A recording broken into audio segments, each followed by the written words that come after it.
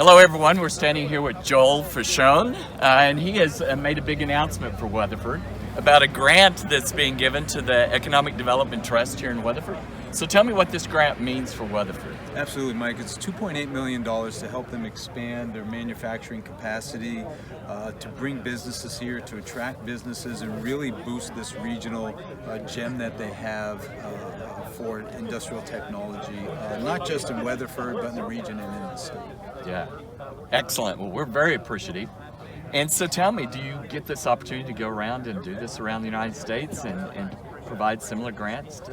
We do. EDA is a small bureau in the U.S. Department of Commerce, and our objective is to invest in communities that are impacted by natural disasters or distressed communities. And we do that through an annual appropriation from Congress.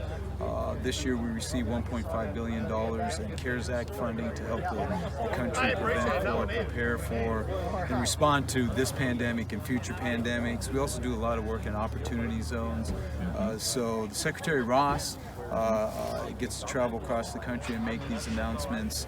And so do others throughout the Department of Commerce. But it's coming to communities like this, where you really have the local, the county, the state officials that know the future and the development and what they need to get where they need 10 years from now. So it's a pleasure and an honor to do this and be able to come here. But all this work is really done by people on the ground. And we come from Washington just to congratulate them and kick this off. Wonderful.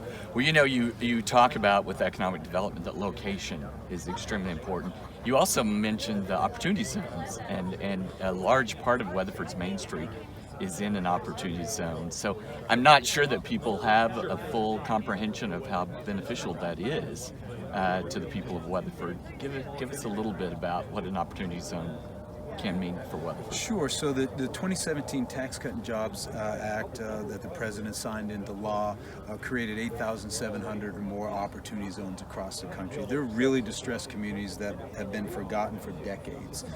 So that Tax Cut and Jobs Act enabled folks to, if you have an investment and you have capital gains, you can invest that in a qualified opportunity fund and let that sit for 5, 7, or 10 years, and you don't have to pay taxes on it if you keep it in for 10 years. But you have to invest that into one of those opportunity zones. And so in Oklahoma, for example, Weatherford does have one. It's on the east side, I think. It is. It hits about, just the east side of downtown and extends pretty much out to the interstate. So, for example, EDA is part of the White House Opportunity Revitalization Council that was created by the President by executive order, run by Scott Turner. And what that did was that tasked every government agency that's part of the council, there are 14 of them, said, hey, look at all the policies that you have and try to figure out what you can do to do more in opportunity zones across the country. So they worked on that. There were about 250 policy changes. EDA made 3 or 4 really significant ones. So for example, not this grant, but if elsewhere in Weatherford, any opportunity zone in Oklahoma, if someone has a project and they're eligible and it's in an opportunity zone, we put that on the top of our list for consideration. Doesn't mean they'll automatically be funded, but we're going to automatically consider it because it's in an opportunity zone.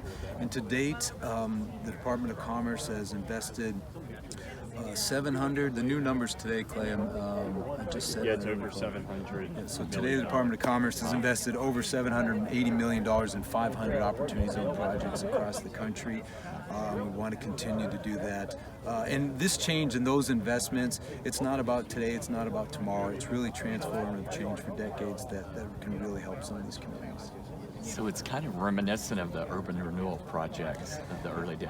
It is, and I think that this administration really figured out a way to say, okay, you have capital gains, why cash out on that and be taxed? Let's put that into an qualified opportunity fund. And Secretary Ross said a couple days ago in Tampa, you're playing with the House's money on this, so that makes it even better. And the transformative change that we've seen across the country that's starting, that will continue to happen over decades, is just remarkable. Right. Well, I appreciate your time. No, my pleasure. And thank you again for coming to Weatherford. Sure, it's great to be here. Yes, thank you very much. Thank you.